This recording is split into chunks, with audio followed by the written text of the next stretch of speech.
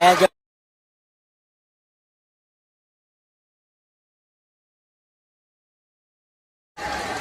Oh, that upper! oh! No!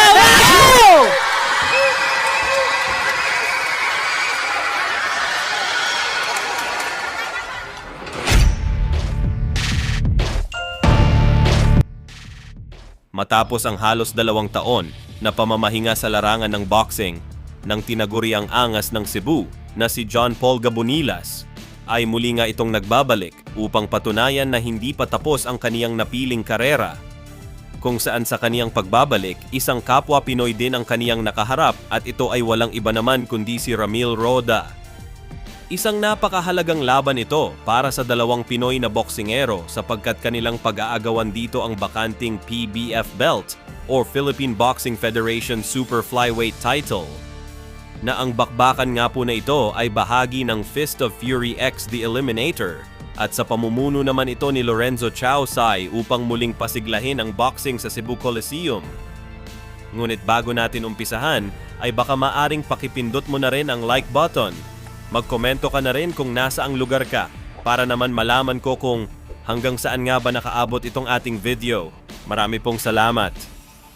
Bago ang sagupaan na ito, si John Paul Gabonilas ay may baon na record na 10 panalo, 7 dito ang mula sa knockout at may 4 na talo. Habang si Ramil Roda naman ay may record na 7 panalo, 4 ang mula sa knockout, may 3 talo at 2 draw.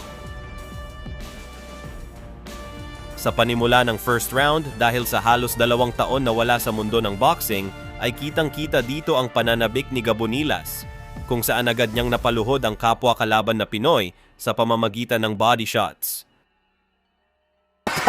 This reminds us of B. Bryant, no? Oo. Yung ano niya. Alam mo, on terms of power, But he should be careful. It happened to him when he was Oo. Oops Dome. I was there. I was the ring announcer. As to commit a mistake. And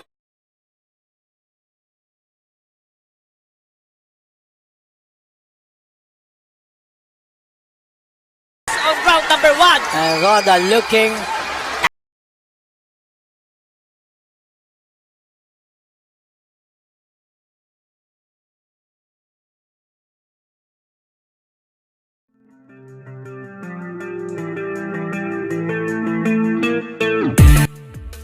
Dito sa pagpasok ng ika-4 na round ay tuluyan nang natapos ang kanilang sagupaan.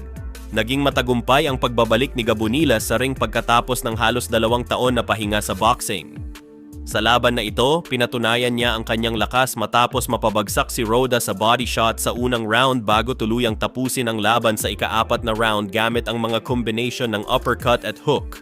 Dahil sa panalong ito, nakuha ni Gabonilas ang bakanteng Philippine Boxing Federation o PBF Super Flyweight title.